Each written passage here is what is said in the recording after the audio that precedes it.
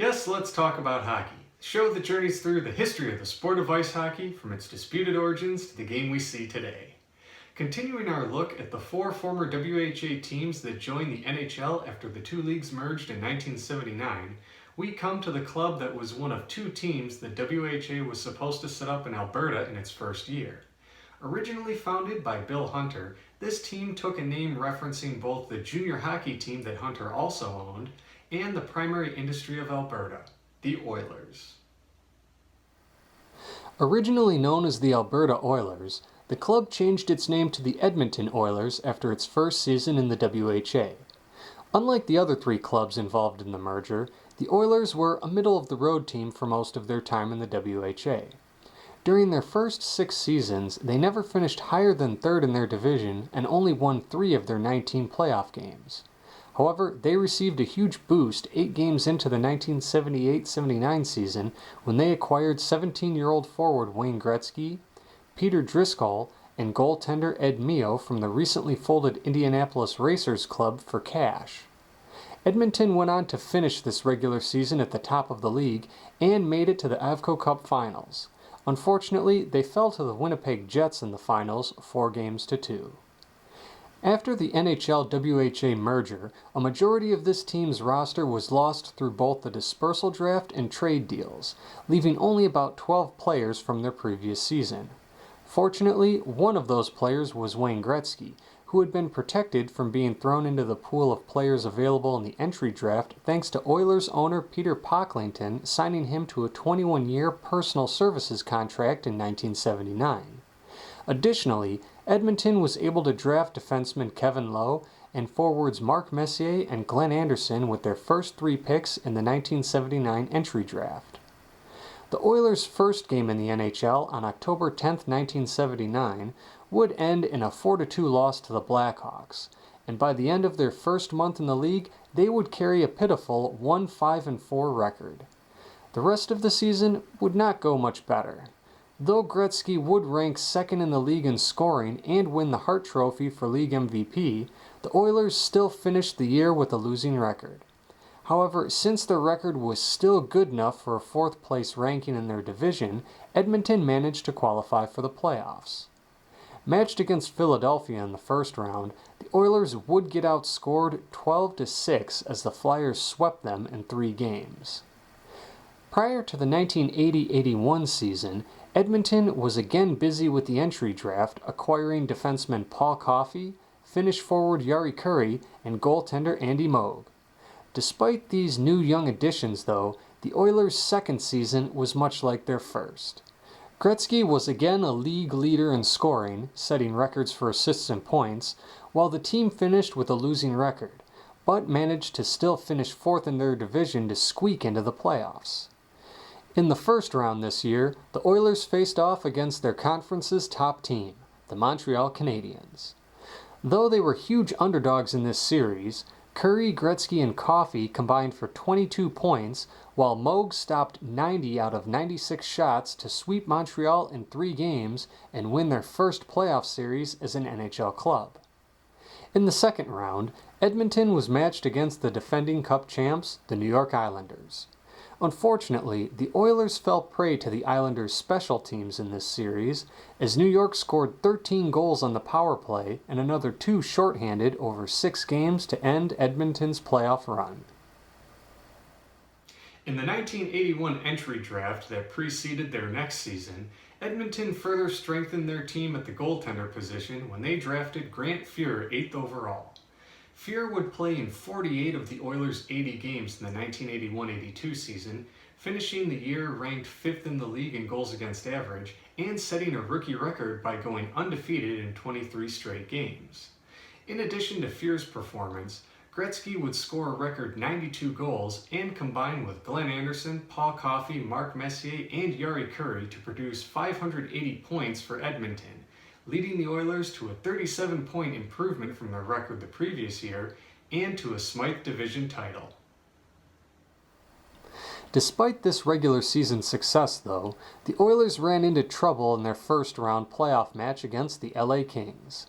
With the series tied at 1 and carrying a 5-0 lead going into the third period of Game 3, Edmonton suffered a monumental collapse, as the Kings scored 5 unanswered goals in the third period and then another in overtime to complete a dramatic comeback and take the lead in the series. Though the Oilers tied the series with a Game 4 victory, LA finished the upset with a 7-4 win in Game 5. In the 1982-83 season, Edmonton again took the league by storm in the regular season, with Gretzky leading the league in scoring for a third straight year, and the team's top 5 scorers combining for 606 points to give the Oilers another division crown. This time, though, they continued their dominance into the playoffs, losing only once in their first 3 playoff rounds against Winnipeg, Calgary, and Chicago, and outscoring their opposition during these rounds 74-33 en route to their club's first ever Stanley Cup Finals appearance. For the second time in their history, Edmonton was matched against the New York Islanders, who were defending their Stanley Cup title for a third consecutive year. Despite the Oilers' high-powered offense, they were held to just 6 goals over 4 games by Islanders goaltender Billy Smith, allowing New York to sweep Edmonton and capture a 4th consecutive Stanley Cup. After yet another playoff disappointment, the Oilers again set their sights on the NHL record books in the 1983-84 season. This year, they became the first team to feature 3 50-goal scorers, with Kurri, Gretzky, and Anderson each surpassing that mark. As a team, Edmonton scored 446 goals during the regular season, another NHL record, finishing at the top of the league. So powerful was the Oilers' offense this season that even Grant Fuhr set a scoring record for goaltenders with 14 points.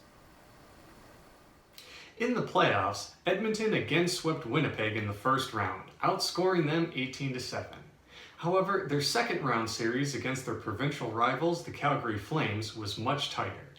The Oilers built a 3-1 series lead against the Flames with victories in games 1, 3, and 4, but instead of rolling over in defeat, Calgary won the next 2 games by 1 goal each to send the series to a decisive Game 7. After consecutive losses, though, Edmonton came out firing for this final game, dousing the Flames 7-4 and advancing to the conference finals. The third opponent to face the Oilers was the Minnesota North Stars, and similar to what they did to the Jets in Round 1, Edmonton dominated Minnesota in a series sweep, outscoring their opponent 22-10 to advance to the Stanley Cup Finals for a second consecutive year. The finals this year would be a rematch of the previous season's finals, as the Islanders were there to defend their title from the Oilers once again. In Game 1, Grant Fuhr emerged as the hero for the Oilers, stopping all 34 Islander shots, while forward Kevin McClellan netted the game's only goal early in the third period to give Edmonton a 1-0 win. New York, however, responded in Game 2 with a 6-1 blowout to tie the series. As the series shifted back to Edmonton, the Oilers dominated the Islanders in Game 3 by a 7-2 score.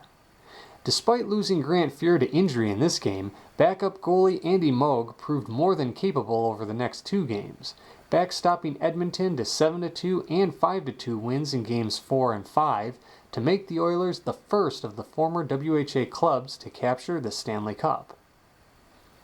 With Kurri and Gretzky emerging as the league's top 2 scorers in the 1984-85 season, and Paul Coffey ranking 5th in the league and 1st among defensemen, the Oilers again captured a regular season division and conference crown. In the playoffs, Edmonton seemed unbeatable after sweeping LA and Winnipeg in the first 2 rounds. Though Chicago was able to hand Edmonton its first 2 playoff losses in the conference finals, the Oilers still outscored them 44-25 over their 6-game series. In the Stanley Cup Finals, the Philadelphia Flyers were able to hold the high-powered Oilers offense to a single goal in Game 1 to jump to a quick lead in the series with a 4-1 win. Edmonton's top stars stepped it up after that, though, as Gretzky, Coffey, and Kurri combined for 29 points over the next 4 games, with Coffey setting records for goals, assists, and points by defensemen in a playoff year, and Kurri tying the record for most goals in a playoff year to lead the Oilers to 4 straight wins and their second consecutive Stanley Cup title. In the 1985-86 season, Edmonton looked to make it 3 in a row after finishing the regular season with Paul Coffey scoring 48 goals, a record for defensemen, Gretzky setting new single-season records with 163 assists and 215 points, Jari Kurri leading the league with 68 goals, and the team as a whole finishing with the best record in the league to win the first ever awarded President's Trophy. In the first round, the Oilers easily dispatched the Canucks in 3 games, outscoring them 17-5.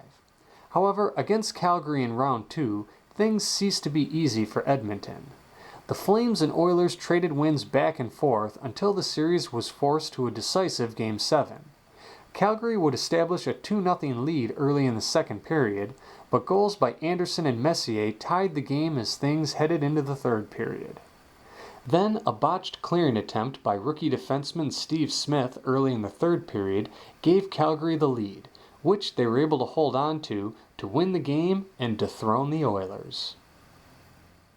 Looking for redemption after this colossal playoff disappointment, Edmonton finished the next season atop the league again to win a second consecutive President's Trophy, with Gretzky, Kurri, and Messier ranking as 3 of the top 4 scorers in the league. Then, in the playoffs, Edmonton breezed through the first 3 rounds, losing only 2 games as they picked off LA, Winnipeg, and Detroit on their path back to the Stanley Cup Finals. Against Philadelphia in the finals, Edmonton established a 3-1 series lead after the first 4 games. But the Flyers rallied behind rookie goaltender Ron Hextall to win games 5 and 6 by 4-3 and 3-2 scores to even the series. In Game 7, Philly jumped to a quick lead with a power play goal 1 minute and 41 seconds into the game. But 6 minutes later, Messier tied the game at 1. Then Kurri and Anderson added a goal each, while Grant Fuhr turned aside the few shots that managed to get past the Oilers' defense over the next 2 periods to win the game 3-1 and return the cup to Edmonton. In the 1987-88 season that followed, though, the dynasty began to show cracks. Star defenseman Paul Coffey was dealt to Pittsburgh after sitting out the first 21 games of the year, and after demanding a trade, backup goaltender Andy Moog was dealt to the Bruins for Bill Ranford. Despite these departures, the Oilers still managed to place 3rd in their conference, and when the time came to defend their Stanley Cup title, they lost only 2 games the whole way to their 4th cup in 5 years. Despite riding high from their most recent cup win, the Oilers were dealt a serious blow when Wayne Gretzky was traded to the LA Kings in August of 1988, along with Marty McSorley and Mike Krushelinski. Gretzky had converted his personal services contract with owner Peter Pocklington to a standard 5-year player's contract with the Oilers a year prior, and was eligible to declare himself an unrestricted free agent after 1 more year. Not wanting to risk Gretzky leaving without getting anything in return is what ultimately led Pocklington to make the trade. Even though Edmonton acquired Jimmy Carson and rookie Martin Jelena, as well as a number of first-round draft picks and additional cash, the absence of Gretzky had an immediate impact. Despite Carson and Kurri turning in 100-point performances, and newly named captain Mark Messier adding 94 points of his own, the Oilers dropped to 3rd in their division in the 1988-89 season. In the playoffs, they were matched against the Gretzky-led LA Kings in the first round. Behind Messier and Kurri, Edmonton was able to establish a 3-1 series lead after the first 4 games. But facing elimination, the Kings rallied to win the next 3 straight games and end any chance for the Oilers to continue their run for a 3rd straight cup. After this, the club underwent a few changes early on in the next year. First, John Muckler was made the new head coach to replace Glenn Sather, who had been made the team's new GM. Then, Jimmy Carson was traded to Detroit along with Kevin McClellan for forwards Peter Klima, Adam Graves, and Joe Murphy, as well as defenseman Jeff Sharples. Additionally, due to Grant Fuhr suffering a season-ending shoulder injury, Bill Ranford became the team's new starting goaltender. Though, with Messier finishing 2nd in the league in scoring this season, and Ranford ranking as one of the league's top 10 netminders, Edmonton finished the year ranked 2nd in their division and conference, behind only their Albertan rival, the Calgary Flames.